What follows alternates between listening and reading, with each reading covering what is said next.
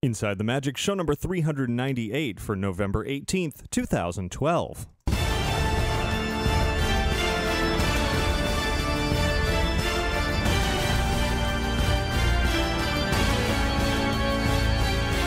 It is Sunday, November 18th, 2012. This is show 398 of Inside the Magic, and as always, I'm your host, Ricky Briganti. Got another great show packed with all kinds of fun new things around the theme parks, some announcements, some new attractions, and a whole lot more. Before we get to all of that, I invite you to visit InsideTheMagic.net. There you'll find all of our podcasts, videos, photos, news, articles, and plenty more. And if you ever have any news, tips, questions, comments, anything else you want to send in, you can email me at ricky@InsideTheMagic.net, or you can call and leave a message at 407-494-4ITM. That's 4486. And now, let's get on with the show.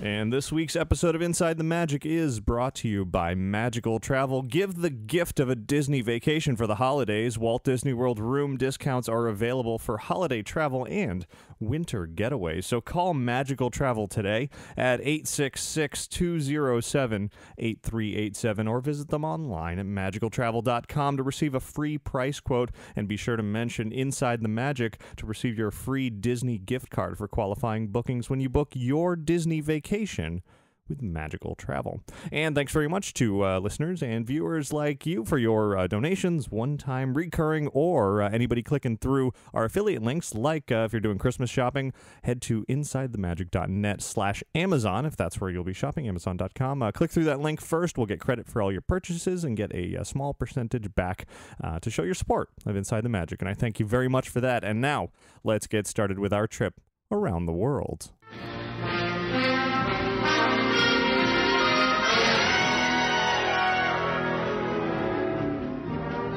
So lots of things, very exciting things are going on, certainly in the world of theme parks this week and in the coming weeks. Lots to look forward to, lots to talk about this week. And the first story this week is actually sort of a revisiting of last week's story, in which we were talking about the further addition of Starbucks to Disney theme parks specifically. We were talking about adding Starbucks to the Main Street Bakery over at the Magic Kingdom, as well as over at Epcot to the Fountain View. And the way that the announcement was made last week by Disney that Starbucks was coming to Main Street USA was essentially saying that the Main Street Bakery was going to close and become a Starbucks location, still being the Main Street Bakery, but also featuring Starbucks products. Well, many fans were, Disney fans were not happy about this announcement, thinking Starbucks really doesn't have a place taking over the Main Street Bakery. So Disney actually took the opportunity this week, after receiving what I assume must have been many complaints, and responded on the Disney Parks blog. They wrote, quote, "The Main Street Bakery will keep its name and theming when it reopens in early summer. It'll also continue to serve Disney favorites like cookies, brownies, and seasonal cupcakes, in addition to Starbucks signature beverages and other items." And for those of you who asked in the comments, the cinnamon rolls are available at Gaston's Tavern in New Fantasyland, and the ice cream sandwiches are available at the Plaza Ice Cream Parlor on Main Street USA. So that should lessen some concerns, but if really it was the principle of the whole thing, that Starbucks is coming to Main Street when Starbucks is not exactly the most Main Street USA type of company, well, too bad. Looks like it's going to happen anyway. I'm sure it'll be able to be ignored for those of you who think Starbucks has no place there, and those of you just looking for a cup of coffee that was probably better than what Disney has been serving, then Starbucks is going to be your coffee of choice next year. So now there is plenty to talk about with regards to New Fantasyland. Of course, we are approaching tomorrow the beginning of the sort of soft opening preview phase for everybody. Starting November 19th, anybody visiting the Magic Kingdom will be able to just waltz into New Fantasyland, as has been the case very much for the last couple of weeks, but it's pretty much guaranteed at this point that New Fantasyland is open and up and running for anybody visiting the park from here on out, though the grand opening officially is not for another couple of weeks. But we definitely have not seen everything yet when it comes to New Fantasyland, because this week Disney began teasing through a viral campaign of sorts something about flying dragons coming coming to New Fantasyland, they launched a new Tumblr blog over at disneydragons.tumblr.com, in which they are reporting strange sightings and weird noises and flames coming from New Fantasyland, along with the title Believe in Fantasy and a blurry video. Now, those of you watching the video version of the show, what you're looking at right now is a kind of a compilation of images, sort of the grayish, blurry background part. That's the video that they released. And the other part of the image that you're seeing, if you remember, a few months ago, Walt Disney Imagineering was kind of spotted doing some testing back in June at an airfield in California, in which they were testing some kind of flying dragon contraption with a big parachute overhead or a hang glider kind of thing, along with a big fan on the back, almost like an ultralight vehicle, but not quite. And it seems this dragon they were testing, though a lot of people were thinking, ooh, it must be for Avatar. It seems it's actually going to be for New Fantasyland, and Disney promises to keep updating that Tumblr blog, as well as dropping some hints online, all under this title, as I said, Believe in Fantasy, until we find out exactly what that means. It could be a new show for New Fantasyland called Believe in Fantasy. It could be a new fireworks show, just speculating here, or it could just be something for the grand opening of New Fantasyland. Not sure at this time. We'll have to just wait and find out in the next couple of weeks, but it does seem that some sort of flying dragons that are breathing fire will be coming to the Magic Kingdom in some form very, very soon. Also announced this week, and probably starting tomorrow with the preview phase beginning in New Fantasyland, are going to be some Streetmosphere performers. Actually, there's going to be several different groups that are going to be performing throughout New Fantasyland, doing different acts, and one of them has been announced already. The Royal Majesty Makers are their name. They're apparently going to conduct random acts of royaldom, in which they'll be teaching some skills to guests in New Fantasyland to become princes and princesses. And whatever that means remains to be seen. I'm sure it will be filled with comedy and the usual type of routines that you would see, up and down Main Street USA with the characters there, as well as, the Streetmosphere performers over at Disney's Hollywood Studios, which is, always amusing to watch. So hopefully the New Fantasyland performers will be just as entertaining. I'm sure they will be, and I look forward to seeing what other acts Disney has planned to make that whole New Fantasyland area even more enjoyable. Now, there is one bit of New Fantasyland I'm not going to be talking about this week, but definitely going to be talking about in a big way on next week's show, and that is the Be Our Guest restaurant. I finally had a chance to dine there just a couple of nights ago. I actually wanted to wait until it was kind of official to eat there. I could have gone over the last couple of weeks because they did a lot of previews, but there were a lot of complaints coming out of people who did go there. Oh, the lunch wasn't good, this wasn't good, that wasn't good. And you know what? I didn't want to be part of that sort of guinea pig test phase for a restaurant. I really wanted to go when it was sort of official. So this past Saturday was a Disney Parks blog meetup in which Disney invited a small number of people to dine at Be Our Guest, and on a small, well, not small, but on a smaller sampling of the menu. And I will say what I ate was very good. The atmosphere was fantastic, but I don't want to say too much yet. I'm actually going to go back tomorrow and eat there again on my own dime this time, and I'll order a few different things, and so then I'll be back with some more thorough thoughts on the restaurant, along with some great interviews about it on next week's show. I'm also working on at least one article, perhaps more, coming out of there, as well as some video. I've already posted some video online of the Beast walking through the restaurant, which is fantastic. Something he's not normally going to do. It's not character dining, but you can check that out on our YouTube channel if you want to see Beast in exactly where he should be. And then aside from that, just stay tuned for more from Be Our Guest. So now, continuing with what appears to be Magic Kingdom news, though not likely related to New Fantasyland, something else that Disney was teasing online this week is kind of a bizarre, unexpected bit of artwork that was released. A portrait was put up on the Disney Parks blog that appears to depict, it's an older gentleman with a curly mustache, a raised eyebrow, and a, kind of a 1800s style upscale attire with a walking stick, and it looks a whole lot like Imagineer Tony Baxter. Of course, some people are saying it also looks like the actor Donald Sutherland, but I think it's supposed to be Tony Baxter, or at least it's Tony Baxter portraying some sort of character that many are thinking is going to be added to Big Thunder Mountain Railroad, which, of course, Baxter had a huge part in developing that attraction back, decades ago when it first debuted. And the only hint that Disney has offered with relation to this portrait so far is saying, quote, "His obsession with gold will ultimately lead him to ruin.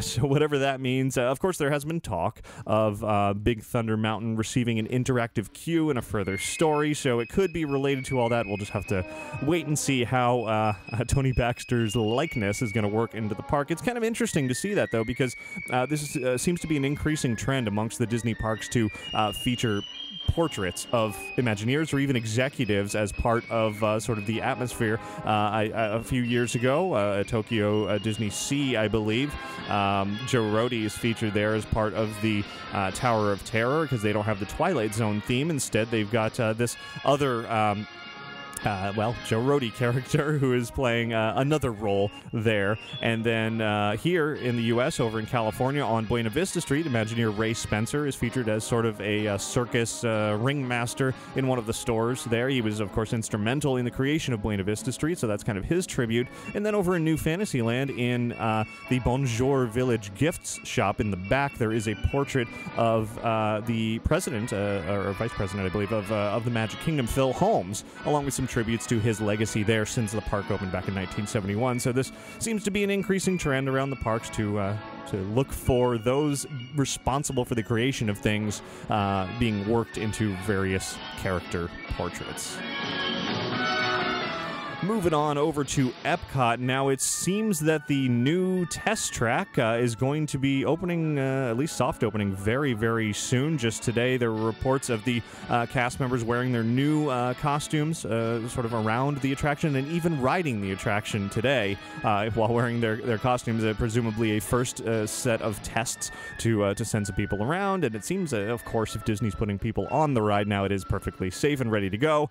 So it's entirely likely that this busy upcoming Thanksgiving week is when they will be soft opening Epcot, or rather test track at Epcot, perhaps even as soon as tomorrow. Who knows? Don't know when exactly, but there are definitely cast members working there, and I would not be surprised if we saw it very, very soon. Of course, this week on the Disney Parks blog, some additional artwork was released related to test track, showing the step-by-step process of what it's going to be like to design vehicles in the interactive queue for test track. It all apparently begins very much like designing a real car, drawing an outline of what it will look like. The computer can help smooth out that outline, and as you move through the process, you can pick a number of different sort of attributes that you can assign to this vehicle that you're designing to then put into the sim car as you're riding through test track. Some of the components you can pick are the shape and the length and the width and multiple engine types, including a solar drive, EV hybrid, or plasma burner. Of course, you can choose what the car is going to look like as well, including its face, paint color, graphics, wheel size, and style. And then ultimately, it's going to be carried on into the ride with you and somehow affect the actual outcome of the ride itself. And then afterwards in the post-show, you'll have a chance to virtually race your vehicle as well. Very interactive, high-tech, should be debuting pretty soon. Of course, the grand opening for Test Track, along with everything New Fantasyland have been talking about, is December 6th, so not even that far away for officially be opening, but I really would not be surprised if Test Track opened its doors this week. Speaking of Epcot, something has been announced for next year in the park, though it's not exactly a new ride or an attraction. It does sound like it's going to be something fun, and it is related to Oz the Great and Powerful, the movie that's coming out next year. So for the 2013 Epcot International Flower and Garden Festival, which is debuting in spring, March 6th to be specific, there's going to be a Land of Oz play area that's going to feature carnival games, photo opportunities, and then as you move through the area, it's kind of following along the story of the movie a little bit. There's going to be bubbles and giant flowers and play equipment, a crashed hot air balloon, and then as you get past that, then you're kind of wandering into Oz, and you'll find some, as Disney's putting it, lush, unusual plants. So that's all going to be part of the Flower and Garden Festival next year.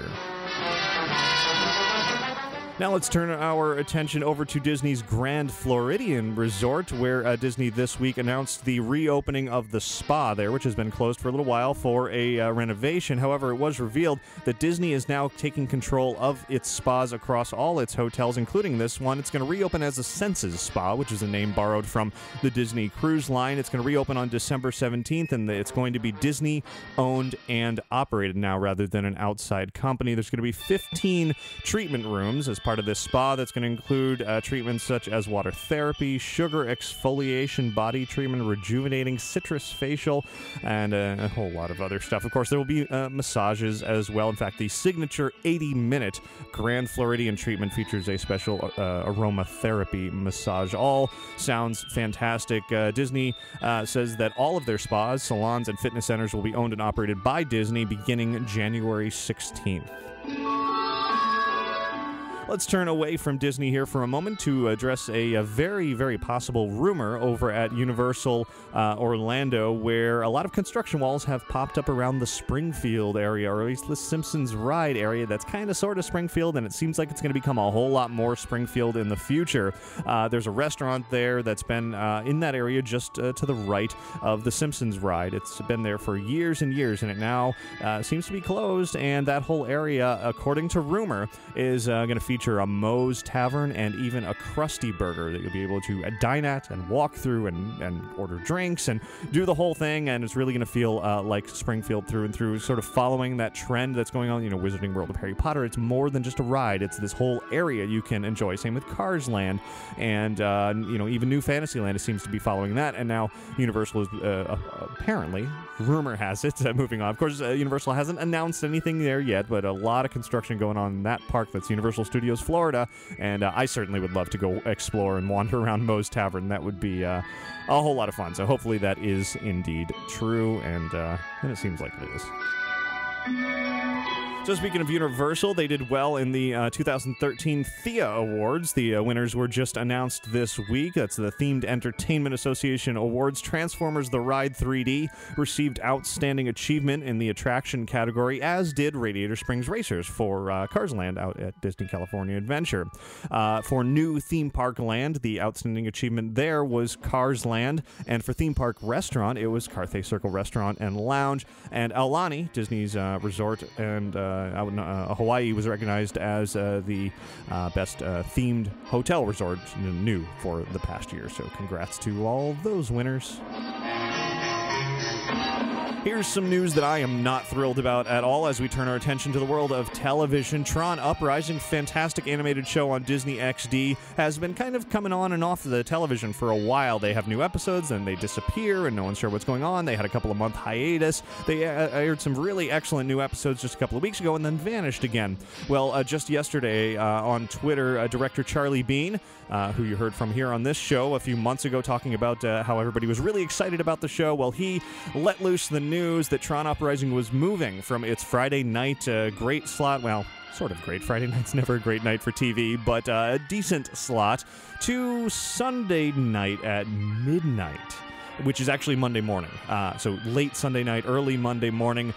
Midnight is when Tron Uprising will now be airing on Disney XD. I can't imagine that's a good sign by any means. No new show is going to air new episodes at midnight and have really any hope for the future. Apparently there are 9 more new episodes that are in the works or almost done or even done that will be airing. So all of you fans of the show like I am, you still have that to look forward to, but I really wouldn't bet on too much more happening beyond that 9 episodes because, with a time slot like midnight, can't imagine much more is going to happen there. Of course, there's always the rumors of Tron 3 making its way to the box office, and Bruce Boxleitner, Tron himself, certainly is adamant that those talks are still going on at Disney, but nothing concrete has come out of it yet, and with Tron Uprising not doing so well, it doesn't look good, but we can hope for the best, I suppose.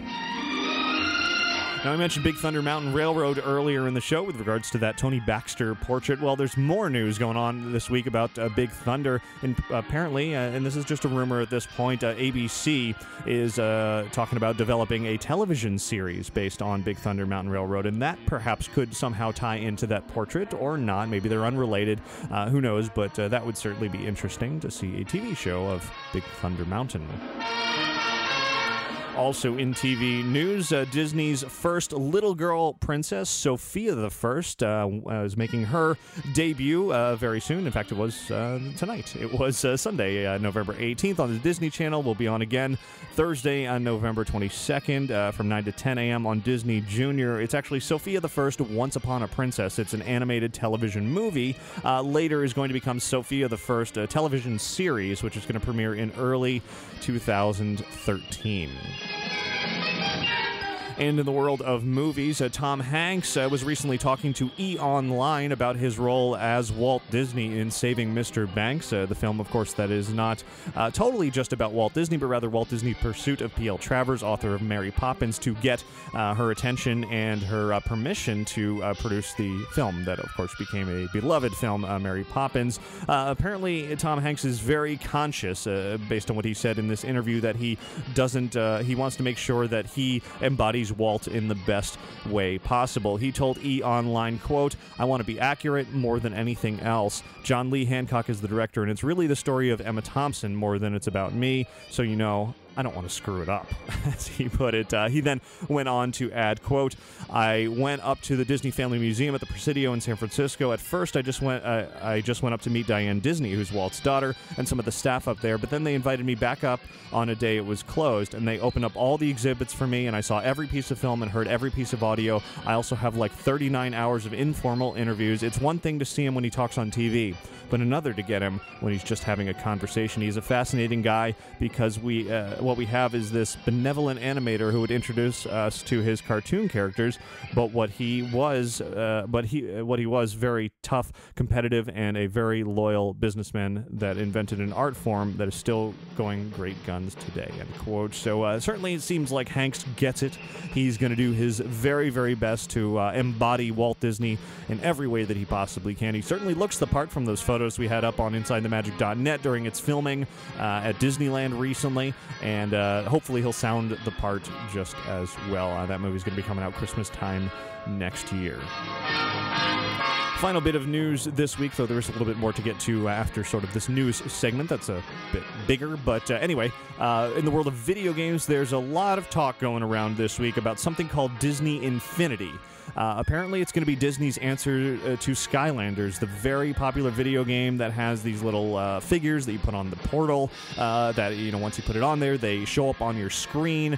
Great way to sell not only video games but also all of these figures. And Disney apparently is working on their version of that with their vast catalog of characters to have a video game where you can then collect all these characters and play as them in some sort of game as well. So that's a very, very hush-hush at this point. Not many details, but a lot has been floating around out there recently. I imagine Disney is going to have to make an announcement of some sort about it at some point. You know, maybe they'll have it ready for next Christmas. Certainly not ready to go for this year's holiday season. And that's it for your news from around the world this week.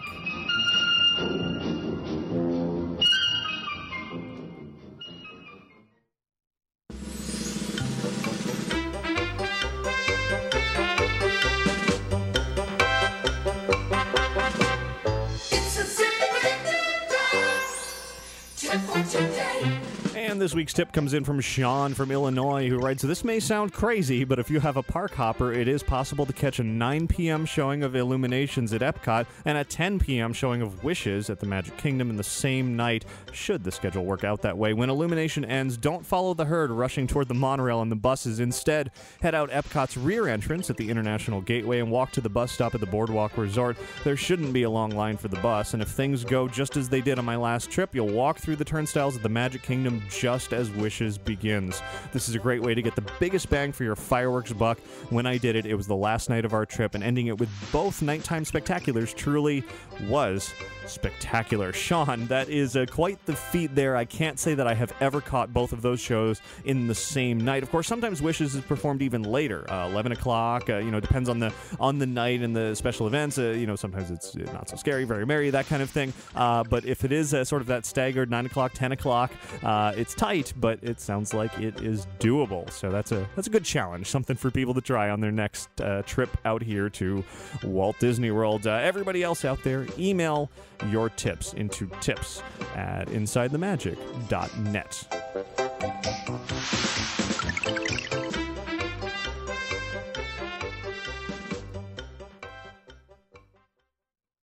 And now it's time to take a quick break, and actually it is an Inside the Magic dance break.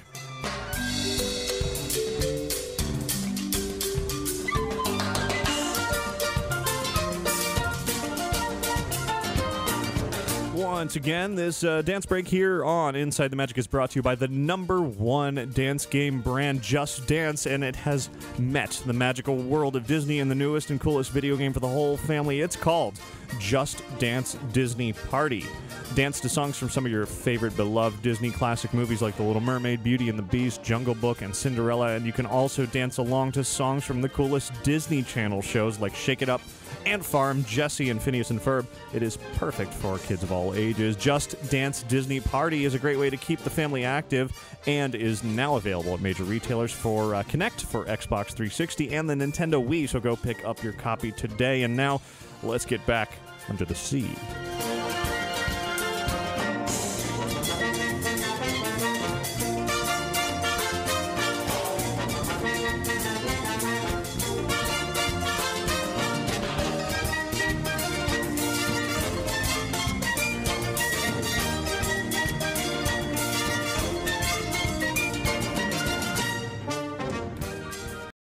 And now time for our first main feature on the show, an extension of the news, because a new attraction opened up this weekend over at Disney's Hollywood Studios. It is The Legend of Captain Jack Sparrow. This is the tale of Captain Jack Sparrow, pirate so brave on the 7 seas. What? Okay, Michael Bolton, that was not quite what I meant there. It is, of course, Disney's Pirates of the Caribbean, and The Legend of Captain Jack Sparrow is the name of the attraction at Disney's Hollywood Studios. It replaced the Narnia walkthrough attraction that's been there or was there for far too long. Nobody was ever really thrilled with that Narnia walkthrough, but this new attraction, I had a chance to go over to Disney's Hollywood Studios today. Still a walkthrough attraction, but very, very different than what the Narnia one ever was. This is what Disney has been describing as a multi-sensory experience, and there really is no better way to describe what The Legend of Captain Jack Sparrow is. It is essentially a room that you walk in for a brief introduction, and then a second room, and you walk in there and you are immersed, you are surrounded by pirate ness. It is the legend, it is the story, it is sort of the essence of what Jack Sparrow and Pirates of the Caribbean, the film series, is all about, presented to you in one show. You just stand there and you watch it all around you, but it uses fabulous projection mapping technology, great audio all the way around you, and it's just something that is difficult to describe, and I really wouldn't want to describe it too much because it kind of spoils what it is. You're looking at, you enter this room, you're looking at a pirate ship, water in the distance, a lot of skeletons and props around you that are all very piratey, and then the show ensues from there. And rather than me sort of just talking your way through it, I want to share it with you here. And in fact, because it is a sort of one-room, rather tight experience, close proximity around you, it is perfect for binaural audio, and that is how I recorded it when I was over there today. It's a great sort of swooping around the sound spectrum recording. And of course, for those of you watching the video version, there is video of this whole attraction as well. Now, I do encourage you, like many Disney things, to go see it in person first. This is a very immersive walkthrough attraction, and it, as I said, it wraps around you, so it's great to just sort of be there in the midst of the legend of Captain Jack Sparrow. But if you can't be there anytime soon, this will be the next best way to enjoy it. So now, let's hop on over to Disney's Hollywood Studios for the brand new Pirates of the Caribbean attraction. Put on your headphones and enjoy The Legend of Captain Jack Sparrow.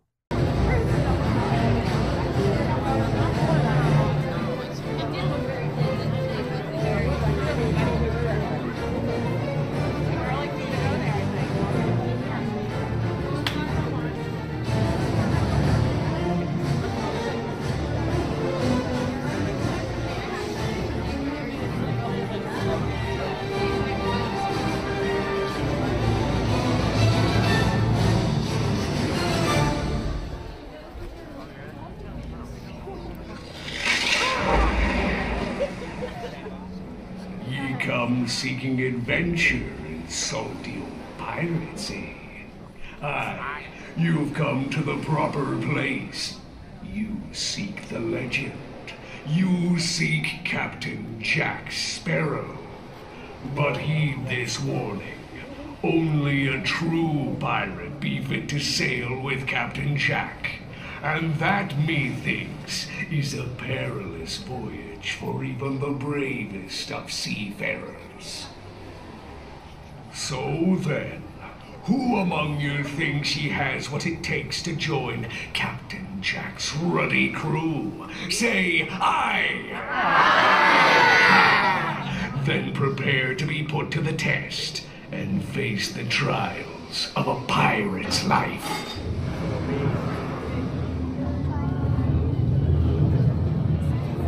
Proceed at your own risk, and mark well me words, mateys. Dead men tell no tales.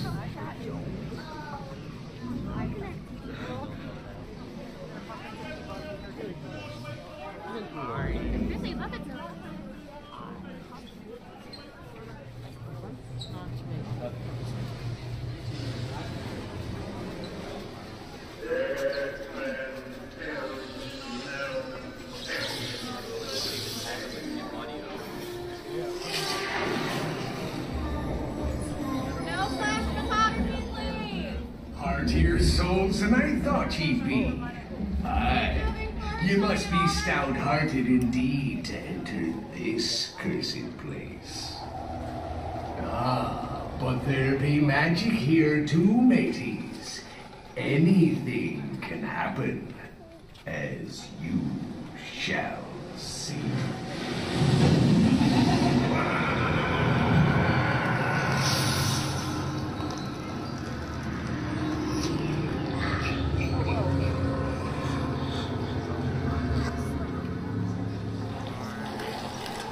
There's only one way to stop a skeleton crew. Who possesses the skeleton key? Say aye. Aye. Ah, there you be. That cursed chest holds great power, if you know how to unlock it. Hold that key high in the sky. Splendid. Now, everybody repeat after me. Send those bones to Davy Jones. Send those bones to Davy Jones.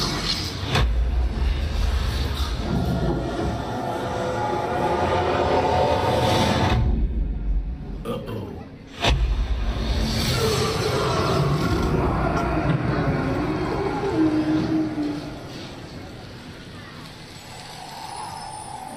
Well done, me little buccaneer.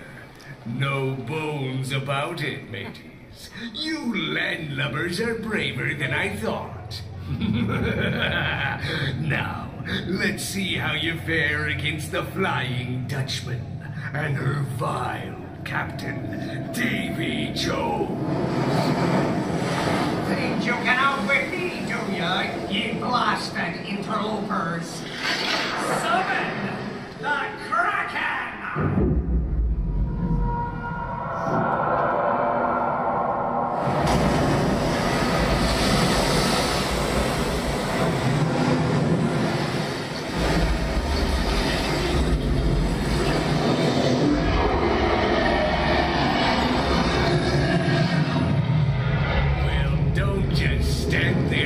Fish bait, mateys.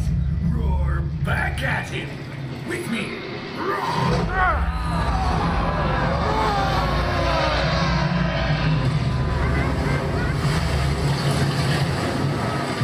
Well done, mateys.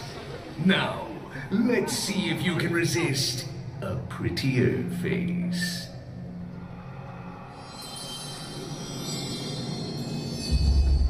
Looks as though she has her sights set on you, mateys. Now don't worry, you're perfectly safe as long as she doesn't start singing. My heart is pierced by Cupid, by disdain all glittering gold. Stand your ground, There is mates. nothing can persuade a sailor bold. Cover your ears, mateys. Don't listen to her. She's still singing. Stomp your feet and drown her out. Come on, everybody, stomp. There is nothing can Keep stomping, mateys.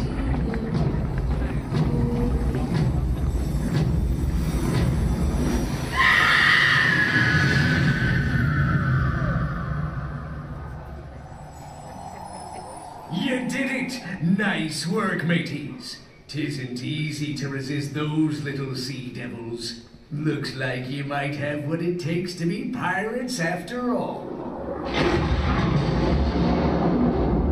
You'll not escape me, Jack Sparrow. The Dutchman returns. All hands on deck. Time to prepare for battle, mateys. Looks like you'll all be enlisting a bit early. So, if you have what it takes to be a rutty pirate, raise your fist in the air and let me hear you say, "Arr! Arr! That'd be what I like to hear." Now muster up and stand at attention for Captain Jack Sparrow.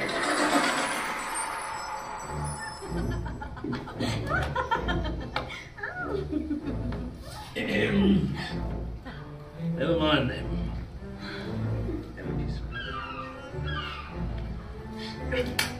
Probably had that coming. I'm not that kind of girl. All evidence to the contrary. You definitely had that coming. I shan't argue the point. How did all these people get in my cave? That's your new crew, Captain. Why do I need a new crew in my cave? For the battle, sir. Battle? Battle. Ah, that battle. That never hatches, mates. This could get ugly, relatively speaking. That wants to kill me. I always wondered why they call it the Flying Dutchman. I don't get it. Your new crew can't help you, Sparrow. Brace yourself! You don't stop there. Our ship is going to sink. Vile squid man.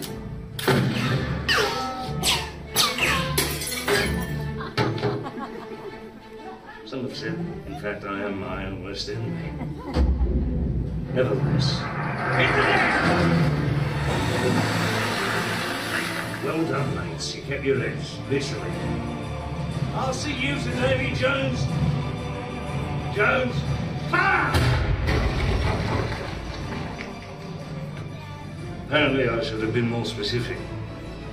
Consider that a warning. Fire at will! Will? Where are you, young lady? Show yourself.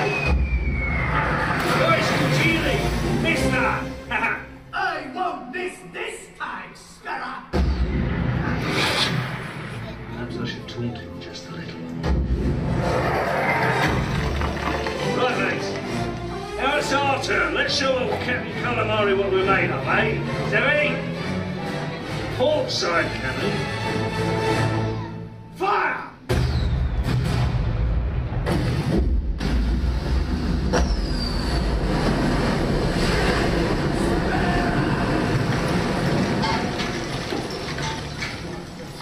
Ahoy there, Captain Jack! Hold me back. Strange, inexplicably talking skull in the sky. Your new recruits have served you well. Proved themselves in battle, they did. You have trained them well, my floating, curiously limbless friend. Well done, mates. I knew you had it in you. Now, come back in 8 minutes and we'll do it all over again, eh? All right, mateys. Time to take it to Pirate's Oath.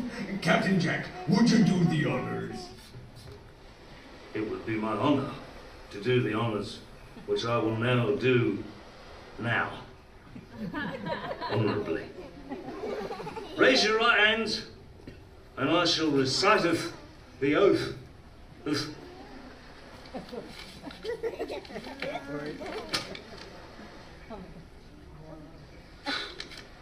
Right then, all who want to be a pirate, say aye. Aye. Perfect, congratulations, you're all pirates. Welcome to me humble crew. Give yourselves a hand, mateys. I'd applaud you myself for that a bit short-handed. Short-handed. Prepare to make sail. Yo, ho, yo. Capital idea, Captain Jack. Come on, me hearties. Join us in a round. Don't mind if I do. Not that kind of a round. Sing, everyone! Yo-ho, yo-ho, a pirate's life for me. We drink his blood, we rifle and we drink out, we hearties, yo-ho. We keep it in Reddit, junkie, we drink out, we hearties, yo-ho. Now, on deck. Batten down the hatches. Weigh anchor. We sail with the tide.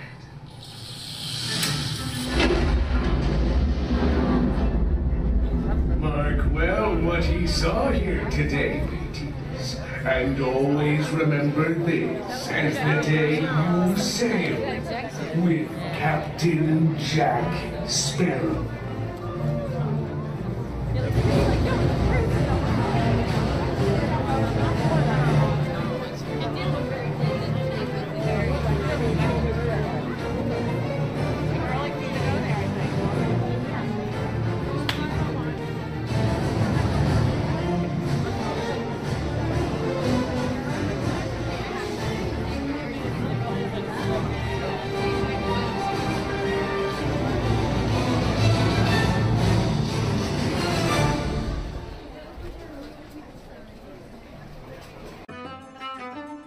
So there it was, the legend of Captain Jack Sparrow. Really a fun experience, a little cheesy, a little silly, but for the most part, it's great, just sort of immersive, something new. You know, it's not audio animatronics, it's not a ride, it's just something to walk in and experience all the way around you. And I love that they got Johnny Depp to reprise his role as Jack Sparrow, some comedy in there, some fun visuals, and just really an enjoyable time. I actually went through twice, immediately back to back, because I enjoyed it so much. It's nothing, you know, mind-blowing, but it is cool how they use this projection map technology, which they previously, of course, have used in the Magic Memories in You, and the new Celebrate the Magic show, which I'm going to be talking about here in just another minute or two. But to sort of round up this Legend of Captain Jack Sparrow, I must say my favorite part of this experience, even though the whole sort of main show was really fantastic and enjoyable, I love that it was introduced by the old sort of skull and crossbones, but really skull and cross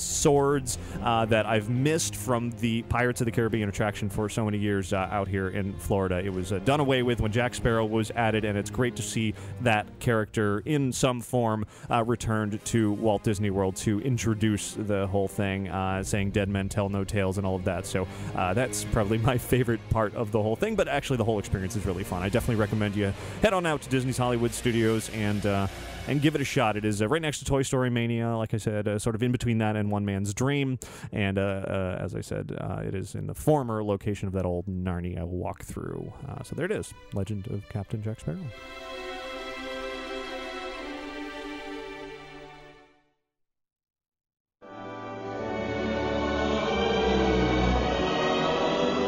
And as I said, I wanted to talk about the other new show that debuted at Walt Disney World this week called Celebrate the Magic. It is the new Cinderella Castle projection show, to keep with that theme of projection mapping here. It is replacing the Magic, the Memories in You, which closed a few weeks ago after running for a very long time, over a year, got many updates over time. Well, now they've replaced it with a new version, no longer features PhotoPass photos as part of the show. Instead, it is, I don't know, about 8 minutes long or so, maybe a little bit longer, of just a sort of an onslaught of colors and characters and all these different scenes from a variety of Disney films, old and new, you know, dating back to Alice in Wonderland and early sketches and things like that, all the way to today's films like Brave and even Wreck-It Ralph, which is one of my favorite parts of this show. It first debuted this past Monday at Mickey's Very Merry Christmas Party. First public showing was on Tuesday, and it's now nightly in the park just before the Wishes fireworks show, sometimes twice as well. So now I want to share that with you with binaural audio also. Of course, this show is very, very visual. So if those of you listening to the audio version of the show, you're going to get a lot of great sounds, a lot of great music. I'm sure you'll enjoy hearing it, but the best thing about Celebrate the Magic is to see it in person, of course, or you can watch the video over on our YouTube channel. Those of you watching the video version of the show, you'll be able to see it right now as well. And then I'll come back after it's over for a few extra thoughts on the new Cinderella Castle projection show at the Magic Kingdom. Once again, it's called Celebrate the Magic. And now, ladies and gentlemen, boys and girls, let your imagination run free as we proudly present Celebrate Comeback. Vai começar o cucu. Nem sei.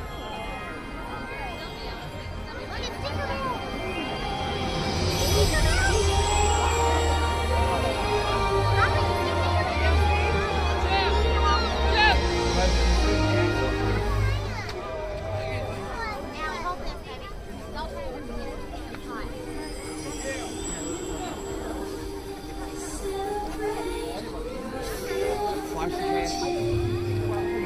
Cinderella. Walt Disney. See Walt Disney? See Cinderella?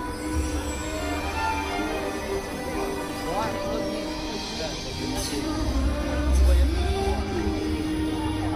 Let your dreams come true tonight.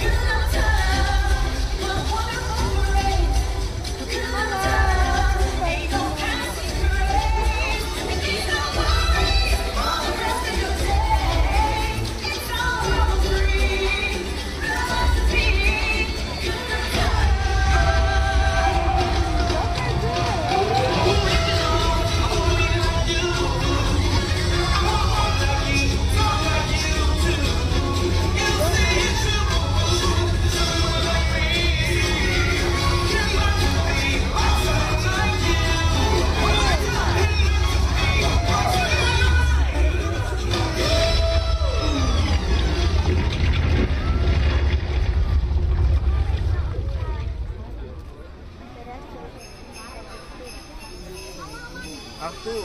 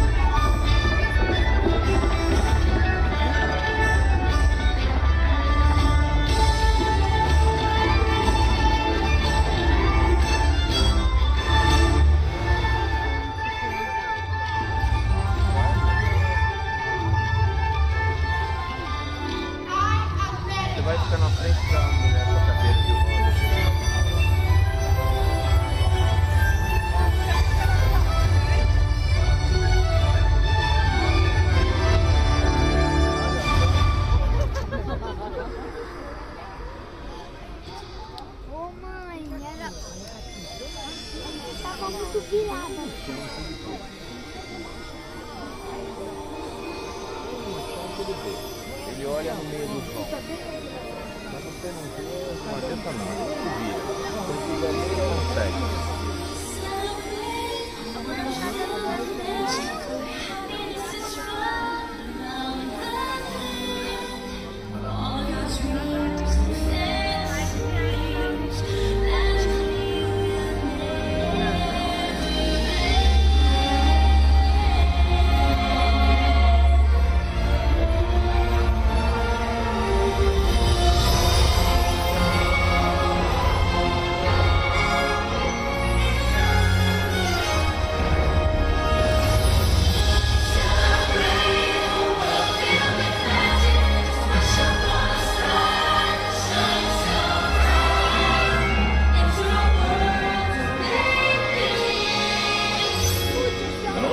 We never lose sight of one thing, that it was all started by mouse.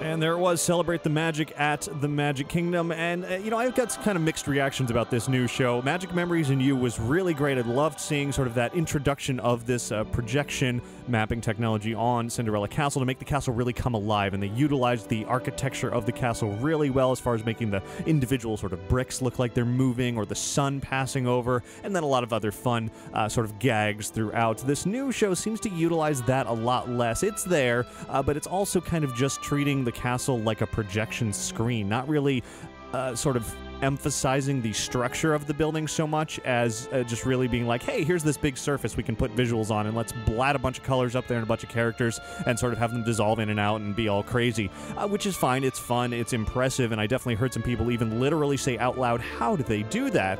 Which is wonderful, but I think the Celebrate the Magic show lacks kind of the sort of the wow factor, I guess, that Magic Memories and You had. There is one particular moment that, well, there are several moments that both shows shared. They did recycle some of it from one to the next.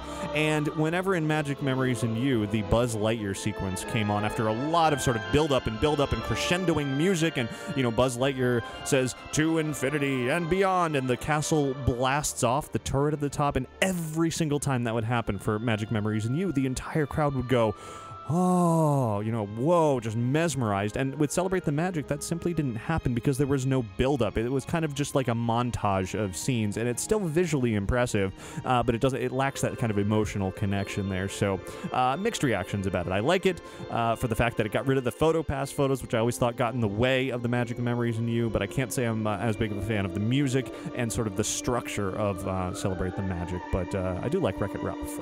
Great movie, and it was fun to see, you know, Fix-It Felix Jr. and Wreck-It Ralph kind of up on the castle playing a giant video game. I would love to play Fix-It Felix Jr. up on the castle. That would be awesome. But anyway, there it is. If you want to see an HD version, of course, of that, as well as a Legend of Captain Jack Sparrow, head on over to our YouTube channel or over at InsideTheMagic.net.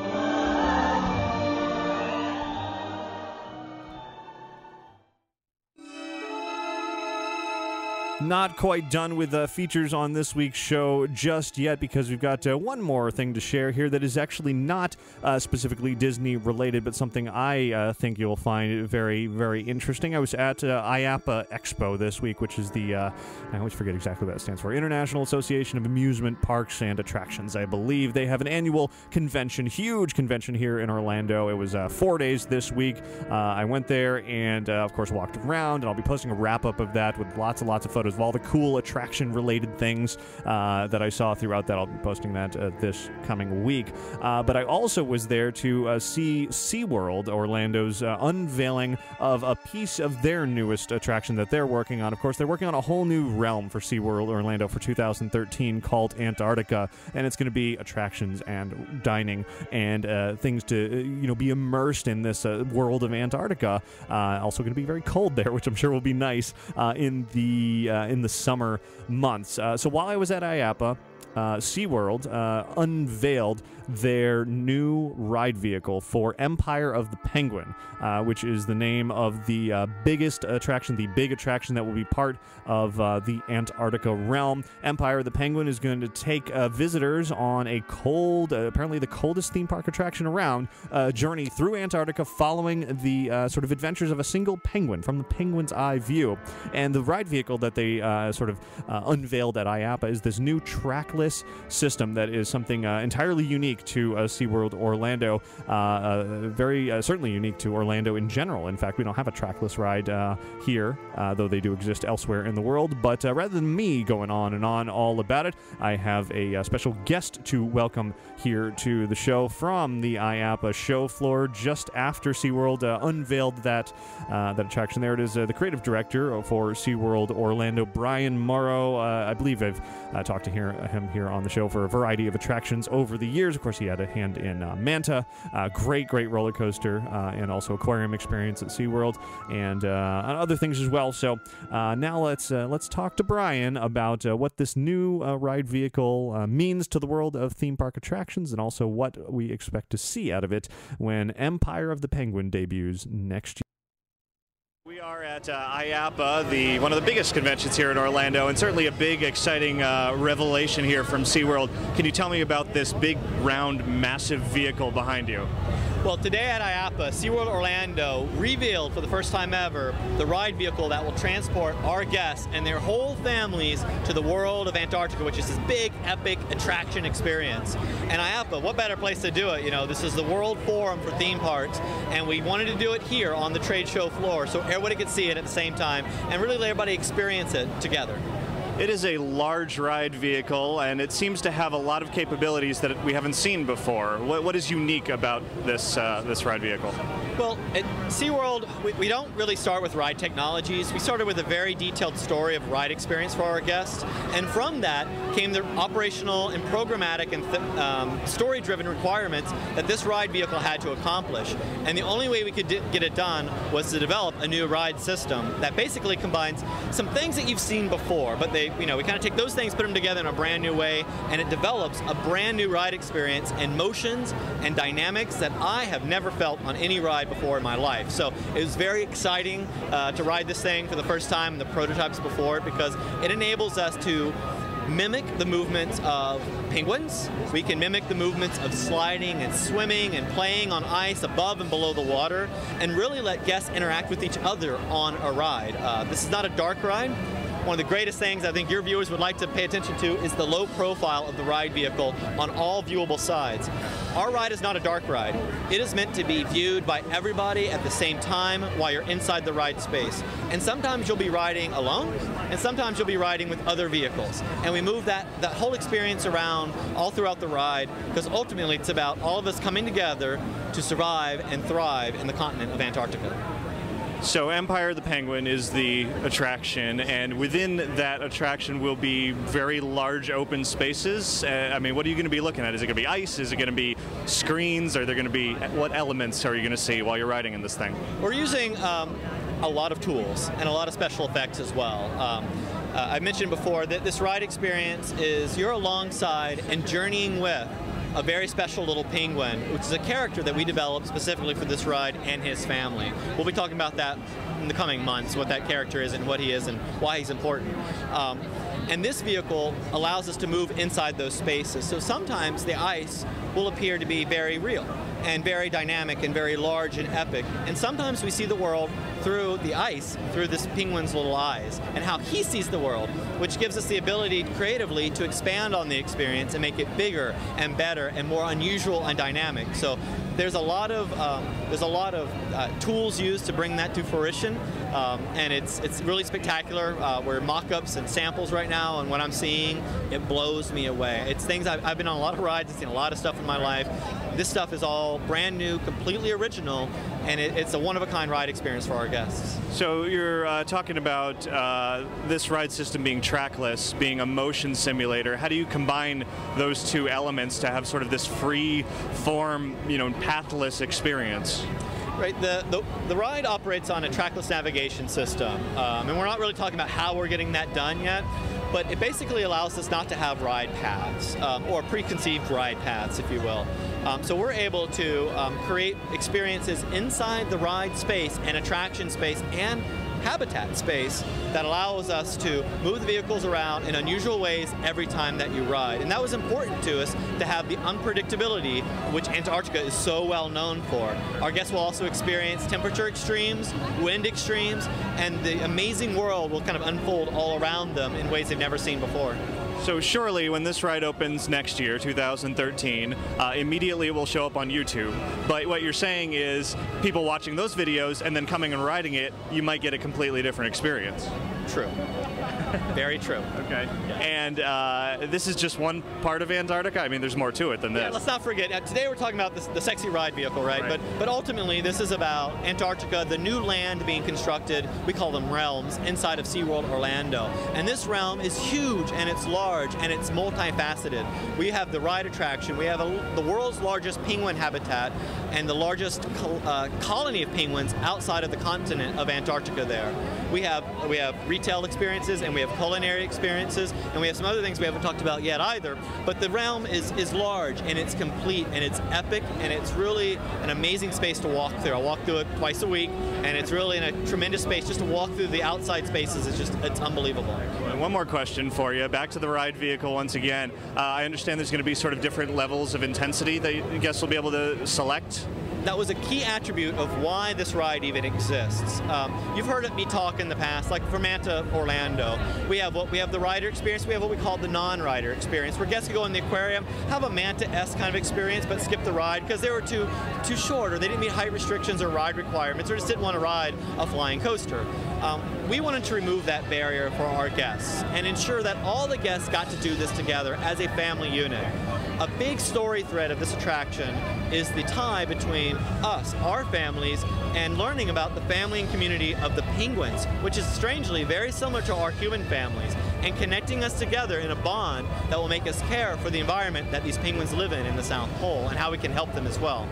So having the ability to make a choice of what I will call intense and non-intense, those are not the real words, but which are really in essence a variable of what kind of ride experience do you want to have from ride dynamic motion, but also from height restriction as well, to open it up so that we can have as many people as possible to enjoy. And even if you pick, if your family picks intense and non-intense, and you kind of split around the ice column there, you actually still ride together, just in different vehicles, having different experiences. Excellent. So it's a family experience all the way through, no matter how short, tall, exciting or not thrilling you want it to be. Absolutely. Yep.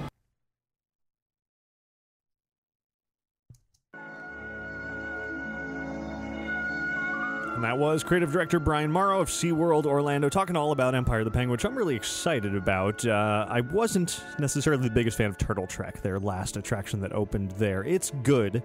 It's a very impressive use of 3D, but the attraction itself is a little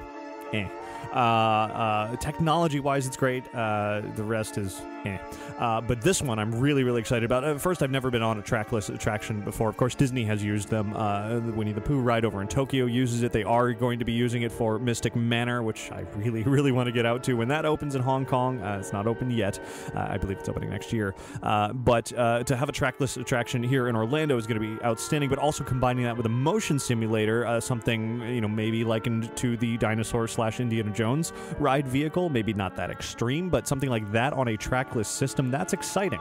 And to be surrounded in sort of this cold, windy environment and really taking you away from the Orlando, Florida experience and putting you elsewhere, that element of placemaking is what I truly love about theme parks, and I hope that SeaWorld pulls through with everything that they're promising there. I'm really looking forward to seeing how that develops in the coming months to open, I believe, in spring of next year. So we'll stay on top of that as it gets built, as they build the icy terrains of Antarctica right here in Orlando.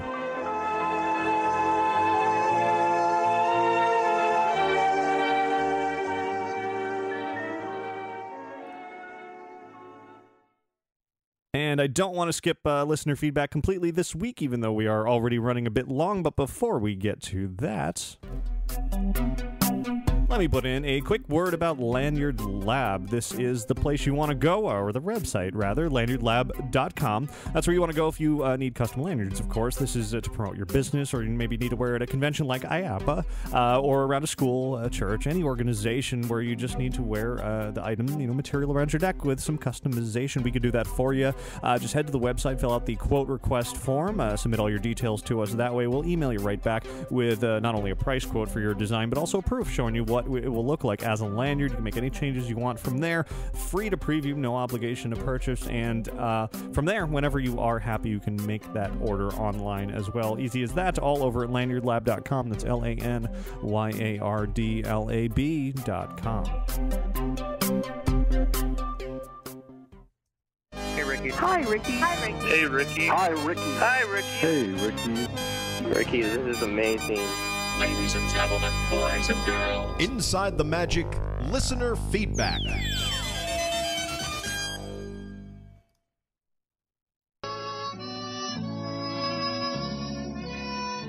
So let's run through a few quick emails here to round out the show. First up, Evan writes in and says, during show 397, you were speaking of Tom Hanks walking around Disneyland as Walt, which led me to think of one thing. Do you think Disney will ever have a Walt Disney impersonator walking around the park? I think that would be awesome, personally.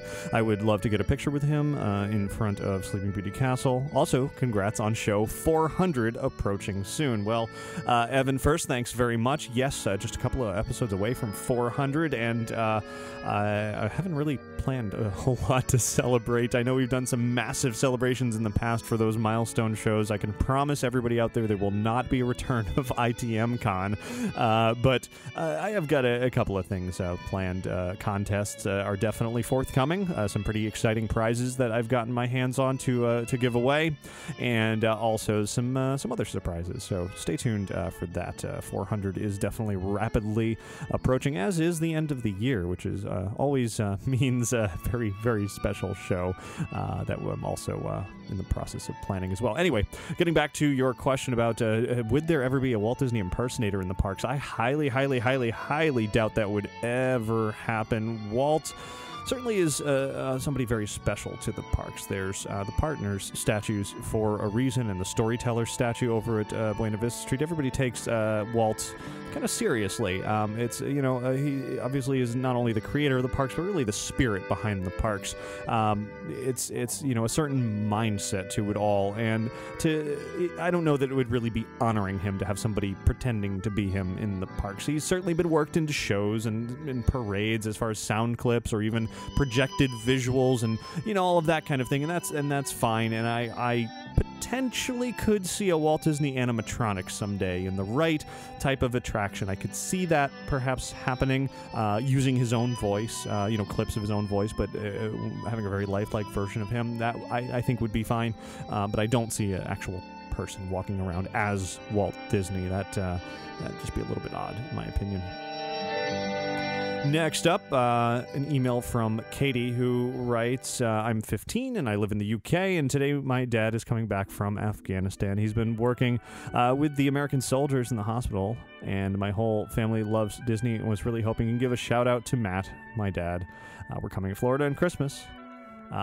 Certainly, absolutely, always great to hear about servicemen, and especially when they're coming home. That's the best part of the whole deal. So certainly, Matt, congratulations and great work. Even of course, you said you're in the UK, so you're not even directly representing my country, but you said you were working with American soldiers. That's certainly a good thing for us, good thing for you, and appreciate that. And I'm sure Katie is very happy to have you back.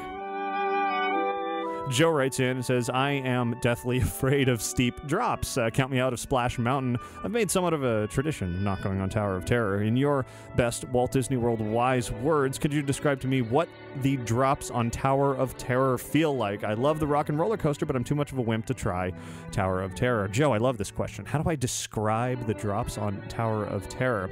Well, if you've ever been on an airplane in turbulence and you have that moment where you kind of go, whoa, and the plane kind of drops a little bit, well, it's the same sensation, but it goes and it just keeps going and going. And in fact, since they've kind of randomized the drop sequence on Tower of Terror, it's a bit unpredictable at this point. Sometimes you'll enter that shaft and you'll go up first, sometimes you go down first, and you have that combination of a little up and a lot down, or a little down and a lot up, and so on and so forth. And to describe that sensation, you certainly have that feeling of your gut kind of coming up into your chest and then down and dropping, and it's that sense of free fall. And imagine if the chair that you were sitting in suddenly disappeared and you fell to the ground. Well, pretend that ground isn't there and you just kept going.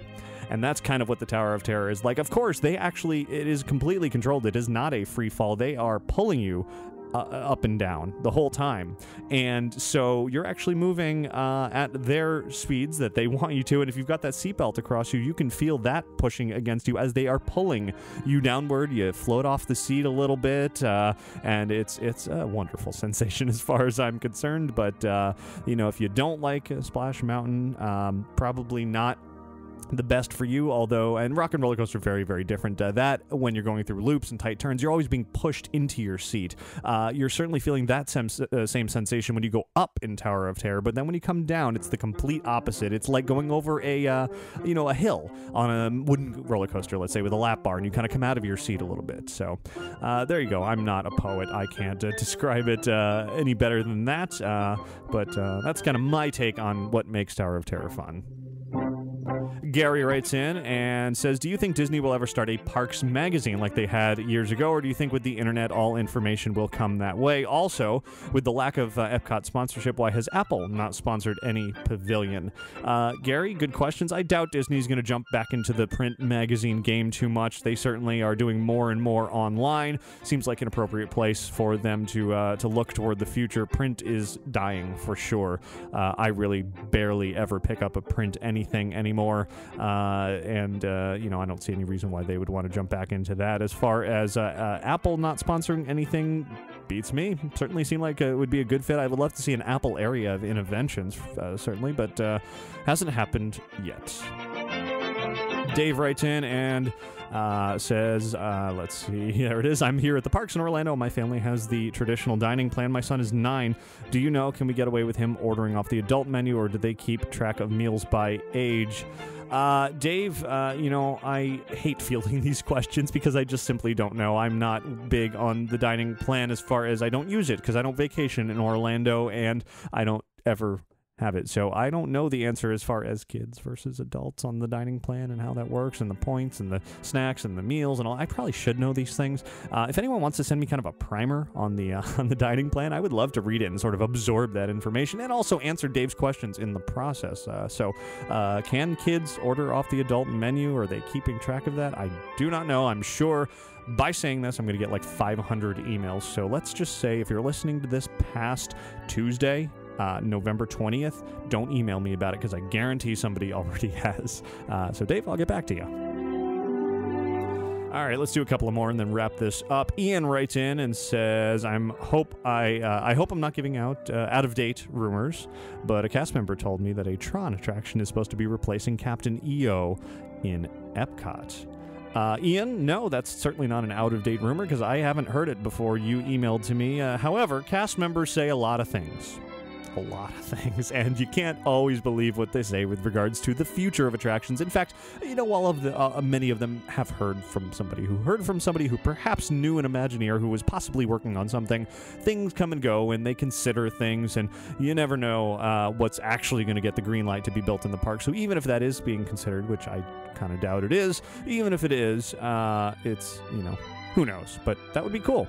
I would love to see that happen. And next up is a voice message from Trista. So let me turn our attention over to her.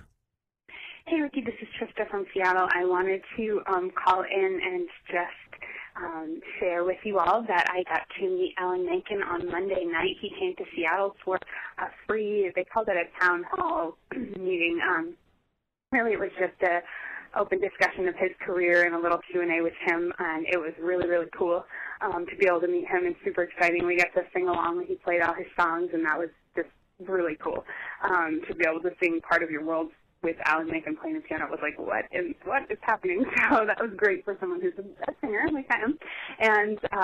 And secondly, that he told us that Aladdin, which had its musical debut on stage out here in Seattle several months ago, I called with a little some thoughts on it at the time, is actually being set up for a Broadway run, that they're working on it right now. They're filming it. They'll be cutting things, adding things, doing all that stuff that they do, and that it is supposed to be coming to Broadway. So anything can happen, but as of right now, that's supposed to happen. And after that, the next show he said that they have their sights on is Hunchback of Notre Dame. So there you go, something little for the rumor mill. But it was great to be able to meet him. If anybody ever gets the chance to meet him, I know sometimes he does things at bigger Disney events, so this was just a small big go. He is very entertaining, very kind, very generous. And so, yeah, that's it. So thanks a lot for your podcast, and we always enjoy it every week. Bye. Excellent. Thanks very much for that call. Great that you had a chance to essentially hang out with Alan Menken for a night. Of course, he had this very special evening with Alan Menken back at the Destination D at Disneyland a few months ago, and he had sort of let loose that Aladdin was coming to Broadway then, and it lit up all the Broadway blogs out there. Everybody was wondering if he knew what he was talking about, or if he misspoke, or this or that, and it sounds like all of that is indeed true, and the promise of Hunchback for the future, potentially, possibly, maybe, sounds fun as well. I'm hoping Mr. Mencken will come out for the grand opening festivities of New Fantasyland in a couple of weeks. Of course, Little Mermaid is, the ride is opening there. I suspect Jodie Benson will probably make an appearance, as she often does. But anyway, sounds like you had a lovely evening, and thanks very much for calling in about it. Let's do 2 more emails, and then we will call it a night. Alan writes in and says, I am from the UK. Had the good fortune to come to Walt Disney World twice, and now I have children old enough to make the trip, and we're traveling in March of 2013. 9-year-old girl, 6-year-old boy. My daughter is of the electronic age who has managed to find huge numbers of videos of the parks and rides, which she is using to create a wish list of rides to rush to when we come over. I am very much caught in 2 minds over this, and part of me thinks it's a real shame she and her brother have had the freshness of the experience tainted a little by having a sneak preview. I think the wonder and awe of seeing the Magic Kingdom for the first time won't be quite the same now. I realize that maybe I have control of what she sees on the internet, but I wanted to be open. I wanted to open this out for discussion and get your opinion. Alan, I love this question. Of course, being one of the people responsible for putting so many of these attractions out online, on YouTube, etc., I wouldn't be surprised if your daughter has watched many of my videos in sort of her trip planning. And yes, I agree to some extent. It does kind of spoil that initial surprise, magic, etc. You kind of go in knowing what to expect, but it could be argued that so do Disney's vacation planning videos and commercials, and not to the same extent. They clearly don't show entire attractions. But at the same time, watching an attraction, a show, anything on YouTube, not the same as being there. Never, ever the same as being there. So you can still get wowed by something. You can still see many things you didn't catch online by being there in person. I would say anything she has seen is getting her excited and is really building up her excitement for being here, and she's able to sort of pick and choose. Oh, I really want to see that. I really want to see that. I sort of don't want to see that. That way she can get even more enjoyment out of the things that she really, really wants to see. Maybe she's not going to get that surprise element like, oh, I didn't know that was going to happen, sort of the major things, which is a bit unfortunate, but at the same time, the immersiveness of being there will still be overwhelming and exciting. And you know what? She, being, as you said, she's of the digital age, she might even be even more thrilled to sort of has seen that on a computer, on an iPhone, an iPod, whatever, and then it's there in front of you, huge and in person, and really make that connection with, wow, this tiny little screen doesn't replicate that experience. It's so much cooler to be there in person. So, sort of give take there. I don't think it completely ruins the experience, but I definitely think there should be a few surprises left for the parks. Last email for this week comes in from Rick, who writes, on the October 7th podcast, you mentioned Martin Short had worked with Tim Burton, or was working with Tim Burton and Frankenweenie for the first time, but he did work with Burton in the film Mars Attacks, just an FYI. Rick, you are absolutely right. I always forget that Mars Attacks, as great of a film as it is, I always forget it's Tim Burton. It's not sort of his usual type of film. I love it. Mars Attacks, one of my favorite movies. Really great, and I'd forgotten even that Martin Short was in it. So, yeah, definitely he was previously working with Burton there. So anyway, that'll do it for listener feedback this week.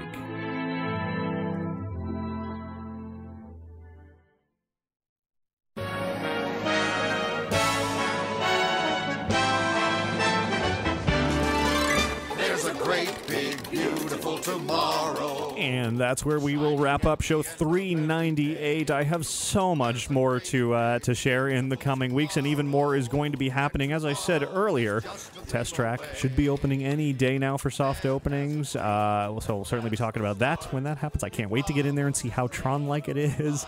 Be our guest. Had a great time eating there. I actually spent 4 hours in the restaurant doing a variety of things, and I'll be talking about that more on next week's show. Epic Mickey for 3DS and Epic Mickey 2. I've got those games I haven't even barely gotten my hands on yet. Lots more to talk about as far as those games. Of course, last week I spent a lot of time talking about Epic Mickey, but now I actually want to talk about the game itself after having a chance to play it a bit more over the Thanksgiving holiday in the coming days. But hopefully this week you enjoyed a visit with good old Jack Sparrow from Pirates of the Caribbean and his own new attraction over at Hollywood Studios. Definitely, if you can't make it to Hollywood Studios, go watch the full HD version of that. Put on your headphones, enjoy the binaural audio, check it on our YouTube channel. Same goes for Celebrate the Magic, the projection show. Of course, go see it in person if you can. But if you can't, then watch the the videos.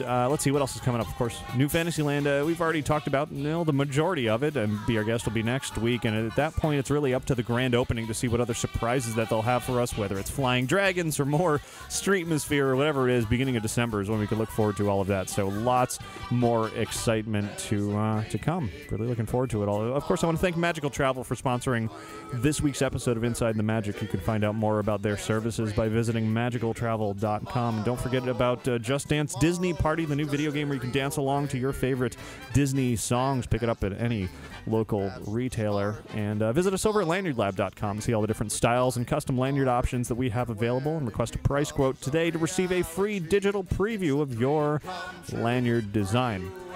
Between episodes of this show, visit InsideTheMagic.net. It's your source for Disney and theme park news, and be sure to follow us on Twitter and Facebook and YouTube and all that good stuff to stay on top of everything that we're doing throughout the week, which is going to be plenty in the coming weeks. So anyway, thanks to all of you for listening and for watching each and every week. And please do have a magical week and a very nice Thanksgiving. Bye. Beautiful tomorrow, just a dream away.